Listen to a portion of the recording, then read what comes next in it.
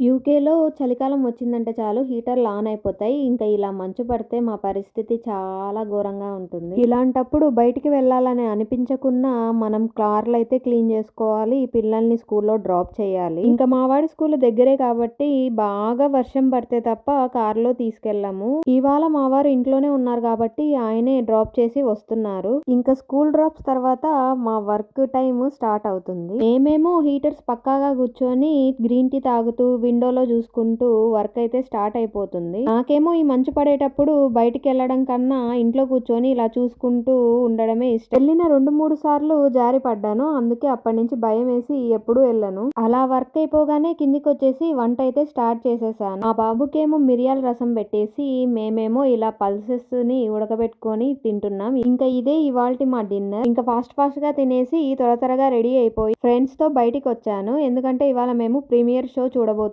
నేనైతే చాలా రోజుల తర్వాత థియేటర్లో మూవీ చూడడానికి వెళ్తున్నాను. అందులో ఈ ప్రీమియర్ షో చూడడం ఇదే మొదటిసారి. నేను చూసిన లాస్ట్ మూవీ థియేటర్లో అంటే కల్కినే. పిల్లల్ని వేసుకొని ఇక్కడ థియేటర్లకి రావడం చాలా కష్టం. ఎందుకంటే అన్ని సినిమాలకి పిల్లల్ని అలౌ చెయ్యరు. అందుకనే మేము థియేటర్కి రావడం చూడడం అన్ని మానేసాం. నాకేమో సినిమాలు పిచ్చి. ఇంకా మనలాంటి వాళ్ళు దొరికితే ఇంకా ఆగుతామా, ఇంకా వచ్చేయడమే. అందులో హారర్ మూవీ కంజూరింగ్ 2నే హాల్లో చూసిందాన్ని. ఇంకా మూవీ విషయానికి వస్తే అదెలా ఉన్నా చాలా రోజుల తర్వాత చూడడం వల్ల చాలా రిలాక్సింగ్ గా అనిపించింది. ఇలాంటి మరిన్ని వీడియోస్ కోసం నా ఛానల్ ని తప్పకుండా సబ్స్క్రైబ్ చేసుకోండి. బాయ్.